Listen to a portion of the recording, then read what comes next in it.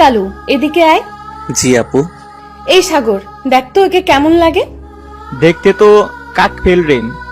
এই, তুই কি বাংলাদেশের নাকি উগান্ডা থেকে আসছিস? বলেই সবাই হাসতে লাগলো। আপু, আর কিছু বলবেন? তুই যা এখান থেকে, তোর চেহারা দেখলেও আমার বমি আসে। আমি সেখান থেকে চলে আসলাম ক্লাসে। ক্লাসে বরাবর আমার সিটটা বুকিং দেওয়াই থাকে, সেখানে কেউ বসতে সাহস পায় না। হ্যাঁ, সবার পিছনের সিটটাই আমার জন্য বরাদ্দ। তাই আমিও গিয়ে বসলাম আমার রাজকীয় সিটে। আমি সানি, কলেজে নতুন, মানে 1 সপ্তাহ হলো কলেজে ভর্তি হয়েছি। আর আমাকে যে কালু ডাকলো সে আমাদের প্রিন্সিপালের মেয়ে, কলেজের টপ সুন্দরীদের একজন। রূপ আছে তাই বড়াই। কিছুক্ষণ পর রিহা আর ওর ফ্রেন্ডরা ক্লাসে আসলো। এই কালু, পড়া শিখছিস নাকি আজও বাইরে বের হয়ে যাবি? আরে না, কাল যেভাবে স্যার অপমান করলো, আজ মনে হয় পড়া শিখছে, তাই না কালাচান? বলে সবাই হাসতে হাসতে লাগলো। এত হাসাহাসি কিসের? স্যারের কথায় সবাই চুপ, যে যার যার সিটে বসে পড়লো। কালো, ও সরি, সানি, পড়া হয়েছে? জি না স্যার, পড়া আমি বুঝি না। থাক, আর বুঝতেও হবে না, সুন্দর করে ক্লাস থেকে বেরিয়ে যাও। কালকের মতো বেরিয়ে পড়লাম। বাইরে এসে মাঠে বসে রইলাম। আসলে আমি খুব গরিব, তাই একটু খ্যাত। এমনিতে খ্যাত, তার উপরে গরিব, আবার কালো। উফ, হোয়াট এ কম্বিনেশন, একদম সোনাই সোহাগা। কি রে কালু, এখানে বসে বসে কি করছিস? কিছু না আপু, এমনি বসে আছি। তুই শুধু কালুই না, একটা জাতীয় বলদ। বলে রিহা আর বান্ধবীরা চলে গেল। কলেজ ছুটি হওয়ার পর আমি হেঁটে হেঁটে বাড়ি যাচ্ছি। প্রত্যেকদিন হেঁটেই যাই, আজও তাই করছি। এমন সময় একটা গাড়ি এসে আমার কাপড় নোংরা করে দিল। চেয়ে দেখি রিহার গাড়ি। রিহা মাথা বের করে হাসছে, তার মানে ইচ্ছে করেই করেছে। তার মানে কাল আর কলেজে আসা হবে না। বাসায় এসে শার্টটা ধুয়ে দিলাম, মা রান্না করছে। সানি, আজকে কাজে যাবি? মা যাচ্ছি। খাবার হইছে? তুই গোসল করে আয়, আমি খাবার দিচ্ছি। আমি খেয়ে গ্যারেজে চলে আসলাম। এখানে কাজ করে যা পাই তা দিয়ে লেখাপড়া, সংসার চালাতে হয়। বিকেল থেকে রাত অবধি কাজ করি। কিরে, কাজে আইতে এত দেরি করলি কেন? চাচা আর কইয়েন না, কলেজ থেকে আওয়ার সময় পইরা গেছিলাম, তাই দেরি হইল। তাড়াতাড়ি কাজে লাগা পড়। রাতে কাজ শেষ করে এসে খেয়ে শুয়ে পড়লাম। পরদিন আজ চাইলেও আজ কলেজে যেতে পারবো না। ভালো কাপড়ের মধ্যে ওই একটা শার্টই আছে।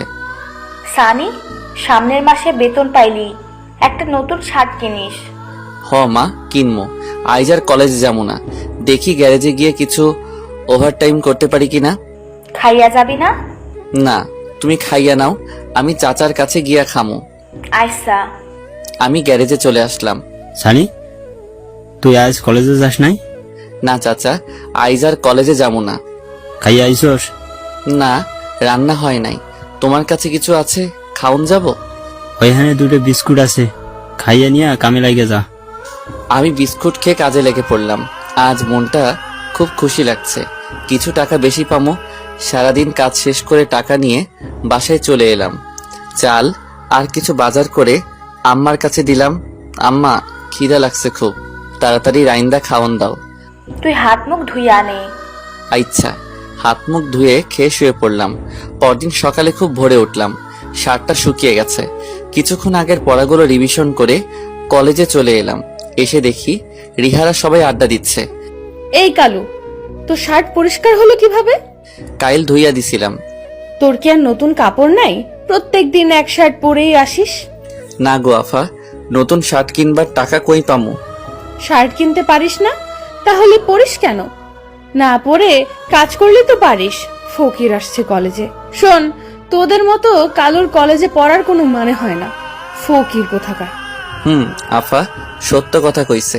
আমরা তো 2-1 টাকা ভিক্ষা নিই, কিন্তু আপনার যে বন্ধুরা আছে শুনছি তাদের বাবা নাকি এমপি মন্ত্রী, তারা তো আমাদের থেকেও বেশি ফকির।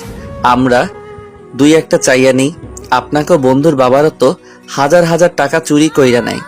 কথাটা বলার সাথে সাথে রিহা আমাকে চড় মারলো। হারামির বাচ্চা, তোর সাহস কি করে হয়? আমার বন্ধুদের সম্পর্কে এগুলো বলার? শালা কালুর বাচ্চা কালু, আব্বুকে বলে তোকে আজই কলেজ থেকে বের করে দেব। আমি আর কিছু না বলে ক্লাসে চলে এলাম। এসব অপমান এখন আর আমার গায়ে লাগে না। পেটে ভাত না থাকলে মান সম্মান দিয়ে কি হবে? ভাত দে, নয়তো মানচিত্র চিবিয়ে খাবো। সুকান্ত সাহেব ভালোভাবে টের পেয়েছিলেন ভাতের মূল্য। কিছুক্ষণ পর রিহা, সাগর আর শাকিল ক্লাসে ঢুকলো। এই কাল্লা, তোর তো কলেজ ছাড়া সবাই হয়েছে রে। কেন ভাই? সেটা তো একটু পরেই জানতে পারবি, তবে এটা শিওর থাক, এই কলেজে তোর থাকার মেয়াদ আর কিছুক্ষণ। এমন সময় প্রিন্সিপাল স্যার আসলেন। সানিউর রহমান ছাড়া সবাই বসে পড়। সবাই বসার পর স্যার বলল, তুই কি এই কলেজের ছাত্র? তোকে তো দেখে মনে হয় কোনো ডাস্টবিন থেকে উঠে এসেছিস। আমি মাথা নিচু করে দাঁড়িয়ে আছি। তোর কাল থেকে আর কলেজে আসতে হবে না, এই কলেজ তোর জন্য না। যদি লেখাপড়া করতে চাস তাহলে কোনো মানের কলেজে গিয়ে পড়।